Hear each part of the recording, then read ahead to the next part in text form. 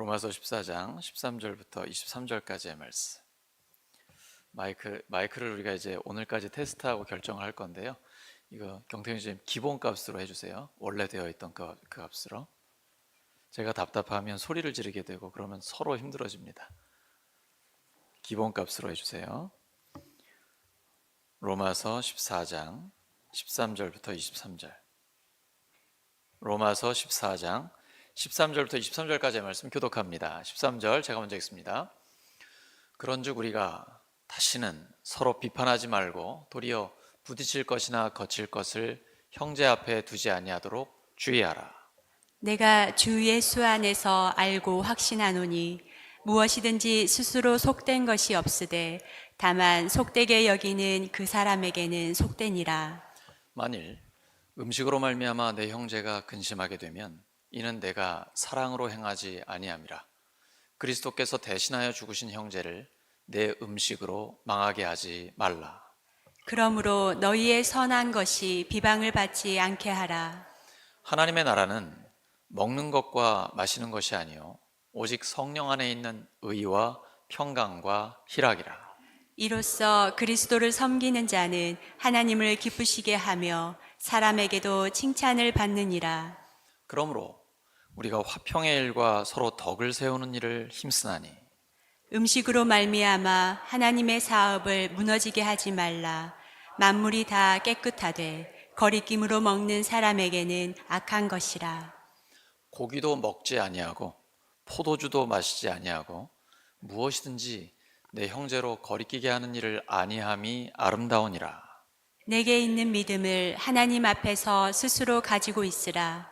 자기가 옳다 하는 바로 자기를 정죄하지 아니하는 자는 복이 있도다. 함께 읽습니다. 의심하고 먹는 자는 정죄되었나니 이는 믿음을 따라 하지 아니하였기 때문이라. 믿음을 따라 하지 아니하는 것은 다 죄니라. 아멘. 로마서 28번째 시간, 사랑을 품고 행하세요. 사랑을 품고 행하세요 라는 제목으로 하나님 말씀 전하겠습니다. 오늘 내용이 다양하게 나와 있지만 한마디로 이야기하면 사랑을 품고 행하라는 것입니다. 사랑을 품고 행하면 나보다 믿음이 약한 형제 자매를 보았을 때 어떻게 장애물이나 걸림돌을 놓을 수가 있겠습니까? 그 사랑을 품고 행하면 뭐 죽고 사는 문제도 아닌데 비본질적인 것 가지고 그렇게 심각하게 문제 삼을 필요가 없잖아요. 사랑을 품고 행하면 믿음을 따라 살게 되어 있습니다. 왜냐하면 나를 위해 생명을 내어주신 그 예수님의 사랑을 내가 믿기 때문에, 또 나에게 하나님께서 원하시는 게 예수님이 나를 사랑하신 것처럼 이웃을 사랑하고 서로 그렇게 사랑하기를 원하신다는 걸 알고 믿기 때문에 이 믿음을 따라 살게 되어 있는 것입니다. 그래서 사랑을 품고 행하다 보면 이 세 가지가 다 이루어지게 되고 우리의 삶 자체에서 하나님 나라를 맛보면서 살게 됩니다. 신앙생활은 눈에 보이는 어떤 것을 구하는 것이 아닙니다. 눈에 보이는 것을 얻으려고 한다면 신앙생활 할 필요가 없죠. 내가 피땀 흘려 노력하면 그러한 것들은 얻을 수 있습니다. 하지만 우리가 눈에 보이지 않는 하나님의 나라를 구하기 때문에 하나님을 신뢰하며 주의 말씀 붙들고 담담히 나아가는 것입니다. 예수님께서 우리를 위해 죽으시고 부활하셨습니다. 나만 위해 그렇게 하신 게 아니죠. 믿음이 약한 형제 자매들을 위해서도 그리스도께서 죽어주셨습니다. 그래서 14장의 후반부는 믿음이 강한 자를 위한 권면입니다. 주도권이 믿음이 강한 자에게 있기 때문입니다. 믿음이 강한 자는 자유함이 있습니다. 우리가 신앙생활을 하면 할수록 점점 더 자유로워집니다. 그래서 우리가 예수님을 잘 믿는 사람을 보면 참된 자유가 그의 얼굴과 표정에서 자연스럽게 나타나게 됩니다. 우리는 예수님의 죽으심과 부활의 복음을 통해 하나님의 자녀가 되었고 구원받았습니다. 지금 죽어도 우리는 천국 갑니다.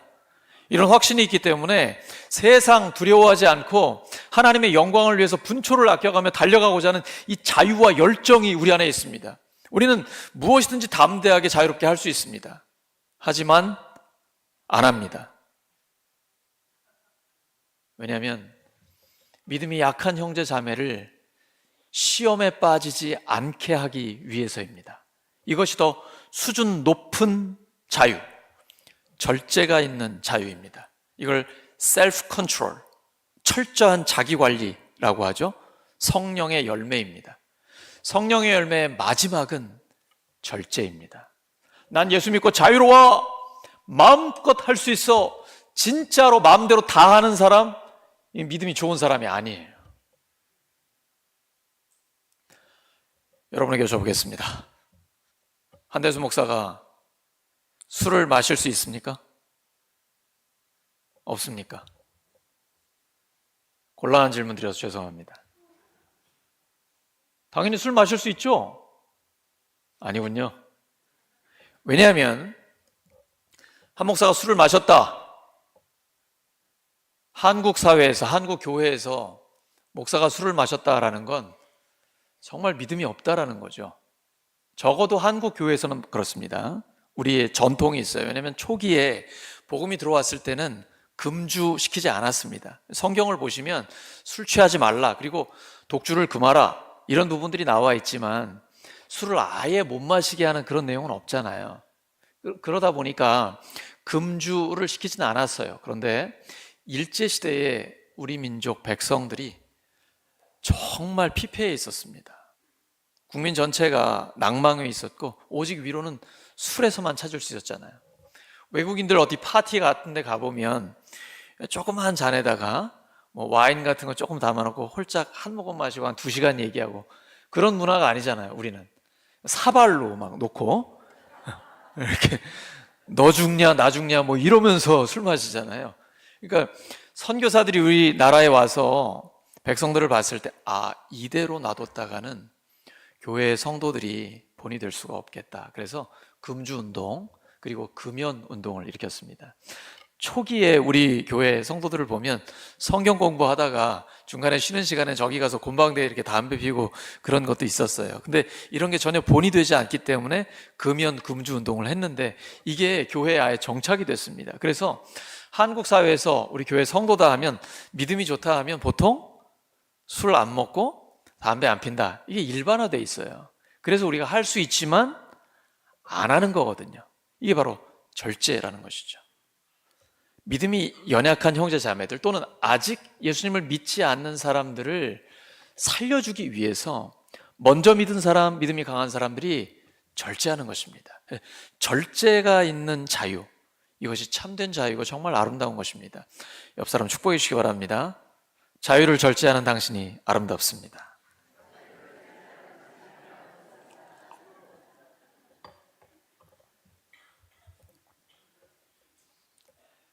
예수님이 그 본을 보여주셨잖아요. 얼마든지 다 하실 수 있어요. 근데 예수님은 자신의 자유를 완전히 절제하고 희생하셔서 생명을 내어주셨습니다. 믿음이 연약한 형제 자매가 주변에 있습니까? 그 사람을 위해서 예수님이 죽어주셨습니다. 근데 그 사람 시험에 빠지지 않게 하기 위해서 우리가 우리의 자유를 좀 절제하는 것, 우리가 그 정도는 해야 되지 않을까요? 먼저 믿은 자에게 하나님께서 그렇게 말씀하고 계신 것입니다. 우리가 힘들다, 이때는요 항상 대원칙을 기억하면 됩니다. 먼저 하나님 나라와 하나님의 의를 구하는 것입니다. 우리가 많은 갈등과 문제, 다툼이 우리의 삶에 있습니다. 모든 문제 해결의 대원칙은 바로 이것입니다. 먼저 하나님 나라와 하나님의 의를 구하는 것입니다. 그럼 나머지 모든 것은 하나님께서 더해 주십니다. 우리에게 하나님 나라를 허락해 주셨습니다. 이 하나님 나라를 굳게 세우려면 어떻게 될까요? 우리가 할 일은 뭘까요? 사랑을 품고 행하면 됩니다. 첫째, 걸림돌이 되지 않고 디딤돌이 되어야 합니다. 로마서 14장 13절입니다. 시작. 그러므로 이제부터는 서로 남을 심판하지 마십시다. 형제자매 앞에 장애물이나 걸림돌을 놓지 않겠다고 결심하십시오. 아주 단단히 결심을 해야 됩니다. 먼저 예수님을 믿은 믿음이 강한 사람은요, 나는 누구에게도 걸림돌이 되지 않고 정말 디딤돌이 되겠다, 나를 딛고 가라, 이런 마음가짐을 단단히 하라라는 것입니다. 저는 이제 교회 대표로서 항상 그 생각을 해요. 저에게도 자유가 있습니다. 마음껏, 지난주에 명랑운동회 때 보셨죠? 그게 제 본래 모습입니다. 근데 제가 여기서 찬양하는 것, 또 말 한마디, 설교할 때 이 한마디 한마디를 성도님들에게 하나님의 말씀과 하나님의 마음을 전하기 위해서 정말 절제하려고 나름대로는 애를 쓰고 있거든요. 여전히 너무나 부족하지만. 그래서 우리 먼저 믿은 그리스도인들이 이 부분을 아예 결단을 해야 됩니다. 나에게 주신 이 하나님 나라의 아름다움, 지금 죽어도 영원한 생명을 우리에게 주신 천국 가는 이 구원, 이걸 가지고 더 많은 사람들을 살리기를 원합니다. 그러기 위해서는 걸림돌이 아니라 디딤돌이 되기를 원합니다. 나 좀 힘들지만 이 순례의 길을 가는 것이 좁은 길이지만 나를 딛고 가십시오. 더 많은 영혼들을 구원하고 더 많은 사람들을 예수님의 제자로 세우기를 원합니다. 이런 결단을 하고 나갈 때 하나님 우리를 도와주십니다. 그리고 우리에게 위로를 주세요. 주님 나라에 이를 때까지 순례의 길 멈추지 않으리. 근데 그 길을 혼자 가게 하지 않으십니다. 하나님이 우리와 함께 하세요. 주님은 우리 안에 계시고 우리와 함께 계십니다. 예수님이 십자가를 지시기 전에 미리 말씀해 주셨어요. 내가 가면 너희들한테 훨씬 더 유익이다. 예수님은 인간으로 오셨기 때문에 참 하나님이 참 사람이 되어 오셨습니다. 그래서 전능하신 하나님이지만 동시에 인간적인 제약을 스스로 갖고 계세요. 시공간적 제약이 있으신 거예요. 근데 주님이 가시면 성령님을 보내주십니다. 성령님은 하나님의 영이기 때문에 시공간의 제약을 받지 않습니다. 우리 안에 계시고 우리와 함께 계십니다. 우리와 함께 계신 것은 성령의 은사를 통해 나타나요. 성령의 은사 없는 사람 있습니까? 없어요. 목회자는 주로 지혜의 말씀과 지식의 말씀의 은사를 받습니다. 근데 우리 여러분 한 분 한 분에게는 다 은사를 주셨어요. 나는 아무리 찾아봐도 없는 것 같다? 그럼 예배 드리고 계시잖아요. 참석의 은사가 있는 거예요. 고린도전서 12장 7절을 보시면 각 사람에게 은사를 주셨다라고 기록되어 있습니다. 이거 하나님의 말씀이에요. 은사대로 자연스럽게 쓰임받으면 됩니다. 믿음이 좋다, 교회가 건강하다, 그건 뭐냐면 성도들 한 사람 한 사람이 다 자연스럽게 살아가는 거예요. 잘 믿는 척 할 필요 없어요. 믿음이 좋은 척, 거룩한 척 할 필요 없어요. 목소리 깔지 않아도 괜찮습니다.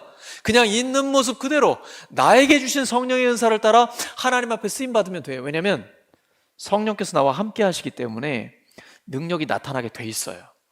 교회의 덕을 세우기 위해, 목장을 세우기 위해서 이 덕을 세운다라는 건 다른 사람을 성공시켜 주는 거예요. 다른 사람에게 유익을 주는 거예요. 담임 목사는 부목사를 성공시켜 주는 거예요. 어떻게 하면 어린이 교회, 청소년 교회가 더 부흥할 수 있을까? 최선을 다해서 밀어주고 새로운 아이디어를 주고 기도해주고 이렇게 하는 것이죠. 또 담임 목사는 목자 목녀들을 성공시켜 주는 거예요. 목자 목녀들은 목원들을 성공시켜 주는 거예요. 성도와 성도가 서로가 서로를 성공시켜 주는 거예요. 다 함께 성공하는 거예요. 우와, 정말 잘 됐습니까? 진심으로 기뻐해 주는 거예요. 슬픈 일이 있나요? 함께 기도하면서 함께 아파하는 거예요. 그러면 이 슬픔이 반감이 되고, 그리고 그 슬픔 가운데 역사하시는 하나님을 함께 경험하게 됩니다. 우리가 함께 기도하는 게 그렇게 중요한 거예요. 함께 기도하면 함께 응답받습니다. 그 기쁨은요 훨씬 더 커져요. 기쁨을 같이 기뻐하잖아요. 나에게도 좋은 일이, 다른 사람에게도 좋은 일이, 함께 기쁨이 그 축제장이 되는 것입니다. 다른 사람 잘된 일이 있을 때 배합하실 필요 없어요. 왜냐하면 나도 잘되게 해주시거든요. 나의 은혜를 기억하시기 바랍니다. 주님이 나에게 주신 복을 세워보시길 바라요. 에베네셀의 하나님, 여기까지 인도하신 하나님, 여호와 이레의 하나님, 우리의 길을 인도하십니다. 반드시 좋아집니다. 예수님 믿는 사람 제가 100% 확신하고 말씀드립니다. 반드시 좋아집니다. 너무 서둘지 마세요. 조급해하지 마세요. 우리 시대는 너무 급해요. 너무 급해. 기다리셔야 됩니다. 신앙생활은 기도하면서 기다리는 거예요. 이게 성령의 열매예요. 하나님은 우리 가운데 역사하십니다. 하나님은 너무 크신 분이에요. 하나님은 절대 서두르지 않으십니다. 그런다고 늦추지도 않으십니다. 카이로스는 헬라어로 하나님의 때를 가리킵니다. 크로노스는 그냥 똑딱똑딱 흘러가는 시간이에요. 근데 카이로스는 하나님의 때예요. 예수님이 오셔서 첫 번째 설교가 때가 찼고 하나님 나라가 가까이 왔으니 회개하고 복음을 믿어라. 이 때가 하나님의 때예요. 그 때를 기다리셔야 돼요. 하나님은 하나님의 때에 반드시 응답하십니다. 그 하나님을 신뢰하기 때문에 기도하는 거예요.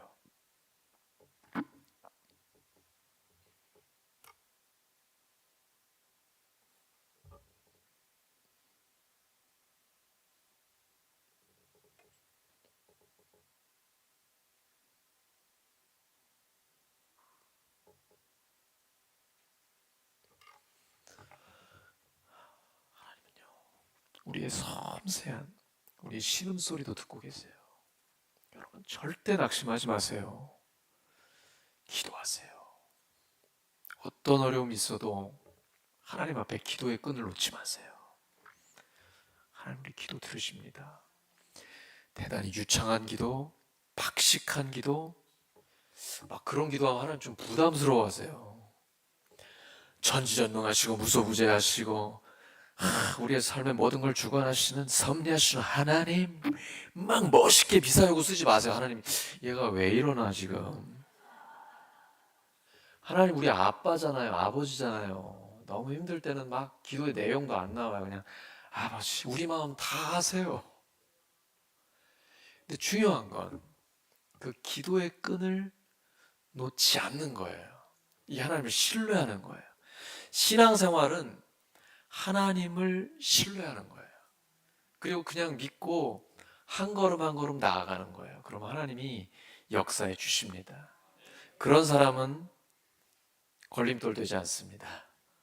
디딤돌이 됩니다. 그 사람을 통해서 더 많은 사람들을 하나님이 살려 주시는 것입니다. 오늘 말씀을 한 단어로 얘기하면 배려예요. 사랑을 품는다, 디딤돌이 된다라는 건 다른 사람을 배려한다는 거예요. 이 배려의 이야기가 사무엘상 30장에 잘 나와요.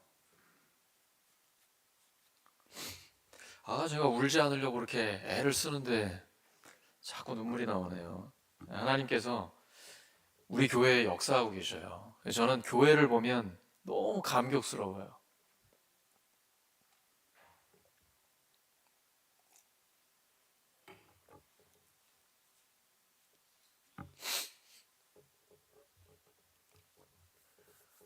혼자 있다가도 막 울고 그래요. 너무 감사해가지고.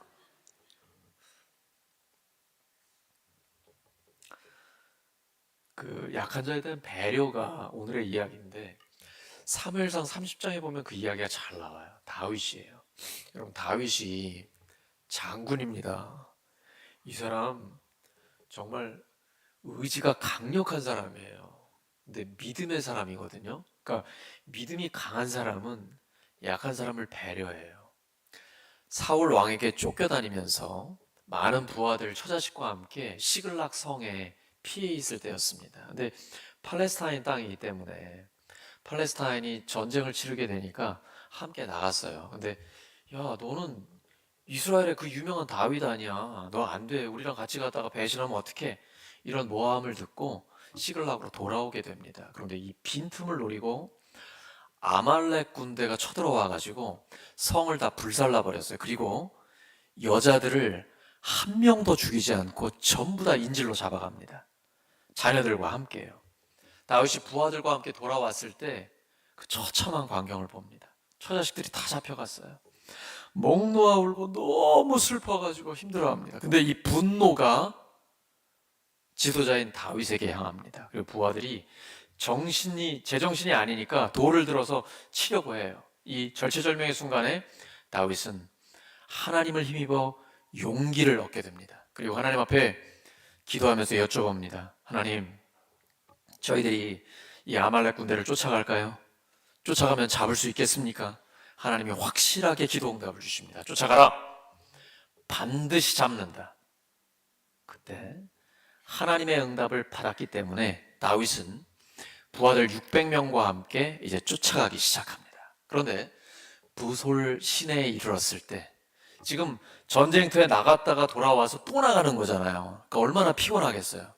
그중에 200명이 너무 피곤하니까 이 시내가를 넘어갈 수가 없는 거예요. 그래서 어쩔 수 없이 거기에 남겨두고 400명만 데리고 전투를 하게 됩니다. 근데 아말렉 군대는 계속해서 승리를 하니까 승리에 도취해가지고 자기들끼리 놀고 먹고 하다가 기습을 당하게 됐습니다. 그래서 다윗의 군대가 대승을 거두게 돼요. 그리고 아말렉 군대는 도망가게 됩니다. 그때에 처자식 단 한 명도 뺏기지 않고 전부 다 찾아옵니다. 이에 더해 소떼와 양떼까지 탈취해가지고 돌아오게 됐습니다. 그리고 드디어 부솔 시내에 다다랐을 때 그동안 200명 거기 피곤해서 함께 가지 못했던 그 군인들이 영접하며 맞아들입니다. 근데 이 남아있던 200명 어땠을까요? 너무 미안할 거 아닙니까? 다윗 장군의 얼굴을 볼 면목이 없을 거 아니에요. 근데 다윗과 함께 했던 부하들 중에 악하고 야비한 자들이 있었습니다. 이 악하고 야비한 자들은 꼭 이렇게 얘기하거든요.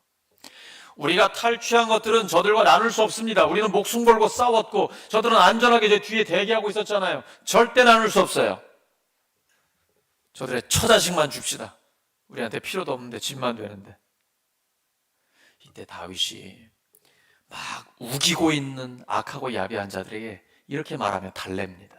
지금 우리는 주님께서 주시는 승리를 누리고 있습니다. 하나님께서 우리에게 선물로 주신 승리입니다. 그러니 그런 식으로는 처리할 수 없습니다. 그리고 이렇게 얘기합니다. 사무엘상 30장 24절입니다. 시작. 또 동지들이 제안한 이 말을 들을 사람은 아무도 없소. 전쟁에 나갔던 사람의 몫이나 남아서 물건을 지킨 사람의 몫이나 똑같아야 하오. 모두 똑같은 몫으로 나누어야 하오. 지금 피곤해가지고 너무 힘들어서 부솔 시내를 건너가지 못하고 남아있던 사람들을 다윗이 뭐라고 표현하고 있죠? 남아서 물건을 지킨 사람. 자, 이 지도자의 이 말을 들었을 때 그 200명 마음이 어땠을까요? 고단해서 따라가지 못했는데 소위 나고자인데 다윗은 그렇게 표현하지 않았어요. 남아서 물건을 지킨 사람. 이게 배려입니다. 연약한 사람을 배려하는 이 마음 말 한마디. 이 말이 자기가 말을 잘한다고 해서 이런 말을 할 수 있는 게 아니잖아요. 마음이 있으니까 진심으로 하는 이야기죠. 근데 이것이 이스라엘의 대원칙이 됐습니다. 목숨 걸고 싸우는 자나 물건을 지키고 있는 연약한 자나 똑같이 나눈다라는 이 배려의 원칙이 이스라엘의 대원칙이 되었습니다. 예수님이 배려의 왕 아니십니까? 다음날 십자가를 지셔야 되는데 겟세마네 동산에서 땀방울이 핏방울이 되도록 예수님이 기도하고 계셨습니다. 너희들 나랑 같이 기도하자. 간절히 기도 부탁을 했는데 거기 있는 제자들은 1시간도 깨어있지 못하고 자고 있었습니다. 그때 예수님 오셔서 뭐라고 하세요? 마음은 원이로 돼 육신이 약하도다. 예배 시간에 지금 주무시는 분들 계시잖아요. 이렇게 말씀해 주세요. 마음은 간절한데 몸이 말을 안 듣는군요. 예수님의 이 말 한마디가 얼마나 위로가 될까요? 그리고 그 말을 들었던 제자들 나중에 목숨 걸고 복음을 위해 순교하는 탁월한 하나님의 사람들이 됩니다. 비판 사람 변화시키지 못합니다. 비난하고 정죄해야 한다고 교회가 변화되지 않습니다. 배려하고 사랑하고 품어줄 때 그때 사람이 변합니다. 교회와 목장이 달라지게 되는 것입니다. 이런 사람이 바로 디딤돌이 될 수 있는 것입니다. 둘째, 본질에 충실해야 합니다. 로마서 14장 17절과 18절입니다. 시작. 하나님의 나라는 먹는 일과 마시는 일이 아니라 성령 안에서 누리는 의와 평화와 기쁨입니다. 그리스도를 이렇게 섬기는 사람은 하나님을 기쁘게 해드리고 사람에게도 인정을 받습니다. 하나님 나라는 먹는 일과 마시는 일에 있지 않습니다. 왜냐하면 로마 교회에서는 이게 심각한 문제였습니다. 우상 숭배했다가 정육점에 온 거, 이 고기를 먹느냐 안 먹느냐의 문제, 그리고 술, 포도주, 이 술을 마시느냐 안 마시느냐의 문제, 심각한 교회의 갈등의 문제였습니다. 먹고 싶은 거 다 먹고 마시고 싶은 거 다 마시면 천국이 임하나요? 아니죠. 오히려 먹고 싶은 거, 마시고 싶은 걸 절제할 때 천국이 임합니다. 왜냐하면 천국은 성령을 통해서 누리는 의와 평강과 기쁨이기 때문입니다. 이것은 객관적 사실이 주관적인 느낌으로 오는 것입니다. 예수님을 믿은 우리를 하나님은 의롭다라고 인정해 주십니다. 너 이제 죄 없어. 너 이제 깨끗해. 하나님이 선언하십니다. 그리고 평화. 하나님과 내가 죄 때문에 깨어진 관계였잖아요. 하나님과 관계없이 내가 내 삶의 주인이 되어 내 마음대로 살았잖아요. 그런데 예수님 믿는 그 순간부터 하나님과의 나와의 관계가 화목한 관계로 회복이 됩니다. 그래서 우리에게 참된 기쁨이 와요. 왜냐하면 이 구원받은 사람에게는 과거의 구원, 현재의 구원, 미래의 구원이 함께 있기 때문이에요. 예수님이 우리를 위해 십자가에 죽으시고 부활하셨을 때 이미 구원 받았습니다. 그리고 지금도 성령의 역사를 통해 점점 더 예수님을 닮아가는 구원을 받고 있습니다. 그리고 앞으로 예수님이 다시 오시면 구원이 완성될 것입니다. 받은 구원, 받는 구원, 받을 구원, 이 하나님의 영광을 우리가 바라보기 때문에 생명책에 나의 이름이 기록되어 있다는 믿음을 갖고 있기 때문에 참된 기쁨이 있는 거예요. 우리의 상황은, 환경은, 그리고 사람은 별로 달라진 게 없어 보여도 생명책에 내 이름이 기록되어 있기 때문에 참된 기쁨이 우리 안에 있는 것입니다. 그리고 이렇게 믿음을 통해 하나님 앞에 의와 평강과 기쁨을 누리잖아요. 사람과의 관계도 회복되고 환경과의 관계도 회복되게 됩니다. 하나님과나 이웃과나 환경과나와의 올바른 관계가 이루어집니다. 그리고 진짜 화목해집니다. 교회가 화목해지고 목장이 화목해지고 가정이 화목해집니다. 점점 더 화목해집니다. 그래서 이렇게 예배당에 들어오기만 하면 막 감격이 넘치는 거예요. 왜냐? 우리 안에 성령의 역사가 있기 때문인 거죠. 진정한 화목한 역사가 있게 되는 거예요. 자꾸 목장 모임에 가고 싶어져요. 가정에 자꾸 들어가고 싶어져요. 왜? 그 안에 진정한 하나님이 주시는 화목함이 있기 때문이에요. 그리고 나 혼자 천국 가는 게 아니라 아직 믿지 않는 사람들과 우리의 가족들과 함께 천국 가고 싶은 그 마음 때문에 천국을 바라보는 기쁨이 함께 있는 것이에요. 이게 하나님 나라입니다. 곧 성령을 통해 누리는 의와 평강과 기쁨이 우리 마음에 이루어지는 게 참된 기쁨이에요. 그래서 먹는 거, 마시는 거, 이거 죽고 사는 문제도 아닌데 비본질적인 문제 때문에 갈등과 다툼 일으킬 필요가 없어요. 그러면 정말 중요한 본질의 문제, 구원, 예수 그리스도, 하나님 나라, 예배를 드린다는 이 본질적인 문제가 타격을 받게 됩니다. 만약에 성도들이 또는 예수님을 믿는 믿음의 가족들이 아주 사소한 문제를 가지고 다투고 갈등이 일어난다. 그러면 예수님을 믿지 않는 사람, 또 교회 밖에 있는 사람들이 교회를 볼 때, 믿는 사람들을 볼 때 저게 믿는 거야? 하면서 회의를 품게 되고요. 교회를 비난하게 됩니다. 하지만 비본질적인 문제들은 다 뒤로 하고 그러려니 죽고 사는 문제 아니면 다 넘어가면 그리고 본질적인 문제, 복음, 예수 그리스도, 영혼 구원하여 제자 삼는 이 본질적인 문제에 충실할 때 교회는 뭔가 다르다. 예수님 믿는 사람은 뭔가 다르다. 이걸 알게 되는 것입니다. 예수님 믿지 않는 사람들이 어떻게 하나님 나라를 알 수 있을까요? 예수님 믿지 않는 사람들이 어떻게 하나님 나라를 볼 수 있을까요? 우리를 통해서 보는 거예요. 예수님을 믿는 사람을 통해서 보는 겁니다. 우리가 어떤 결정과 선택을 하느냐, 우리가 어떤 말을 하느냐, 어떤 행동을 하느냐에 따라서 믿지 않는 사람들은 저런 게 하나님의 나라구나. 예수님 믿는 사람은 뭔가 좀 다르네? 이걸 볼 수 있는 겁니다. 그래서 우리를 통해 하나님 나라의 아름다움이 드러나는 것입니다. 우리 모든 성도들의 묘비에는 그렇게 새겨졌으면 좋겠어요. 하나님 나라의 아름다움을 드러내다 주님의 부르심을 받은 사람. 옆 사람 축복해 주시기 바랍니다. 하나님 나라의 아름다움을 드러내시기 바랍니다.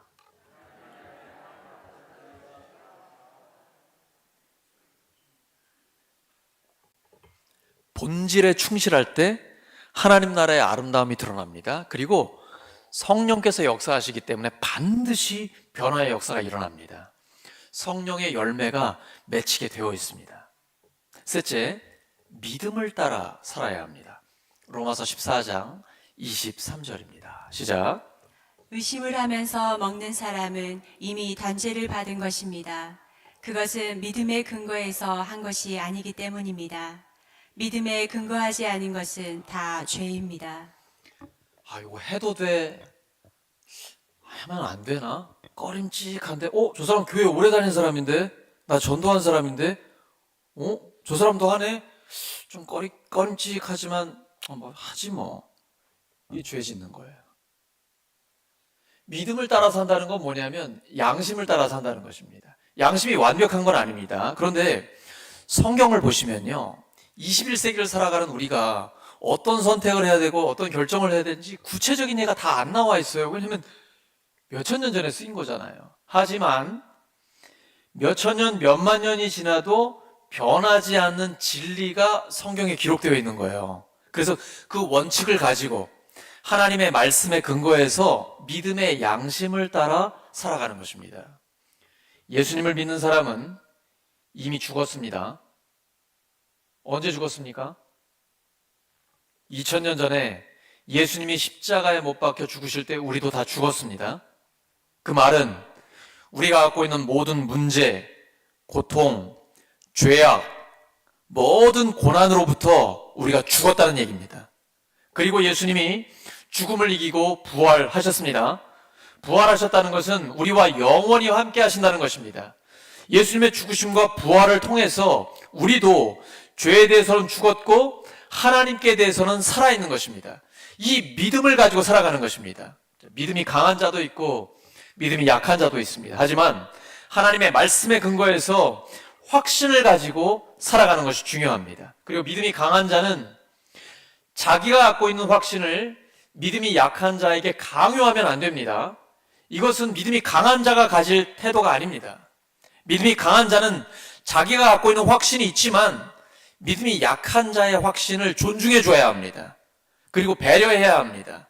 그를 위해서 나는 절제해야 됩니다. 예수님은 나만 위해서 죽으신 게 아니라 그 사람을 위해서도 죽어주셨습니다. 그러므로 믿음이 연약한 자의 확신, 그가 갖고 있는 생각을 존중하고 배려해 줘야 합니다. 그리고 지혜로워야 합니다. 예를 들어 내가 할 수 있는 자유가 있잖아요. 그러면 믿음이 강한 나와 내 아내가 단둘이 있다.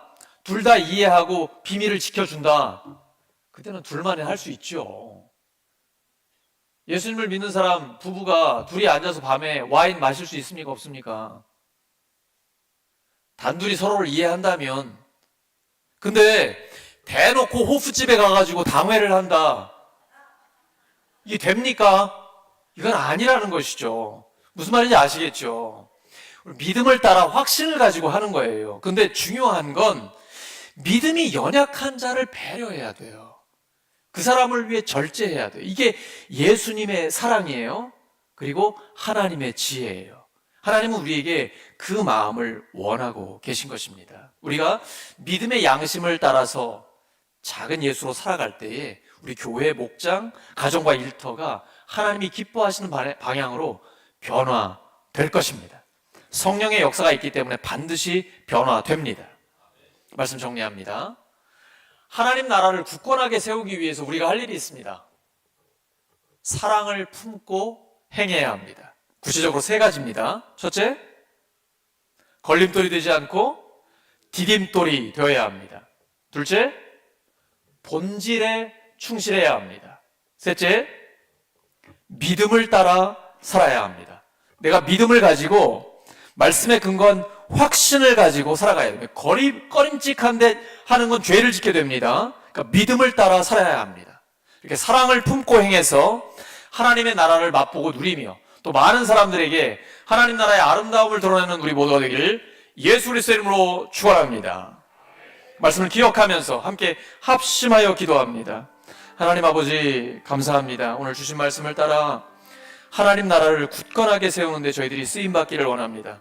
사랑을 품고 행하기를 원합니다. 하나님, 믿음이 약한 자의 걸림돌이 아니라 디딤돌이 되기를 원합니다. 죽고 사는 문제 아니면 넘어가기를 원합니다. 넓은 마음, 큰 마음 주시옵소서. 사소한 것 가지고 다투는 일이 없게 하여 주시옵소서. 하나님, 주님의 마음을 품고 본질에 충실하게 하여 주시옵소서. 믿음을 따라 확신을 가지고 담대하게 하나님 앞에서 살아가는 하나님의 사람들 되게 해주시옵소서. 하나님 감사합니다. 하나님 사랑합니다. 주님 감사합니다. 우리 성도들의 삶에 하나님의 말씀대로 역사해 주시옵소서. 우리 기도하고 있는 성도들의 그 음성을 들어주시고 구체적으로 역사해 주시옵소서. 하나님 감사합니다. 예수 그리스도의 이름으로 기도드립니다. 우리 다 함께 일어서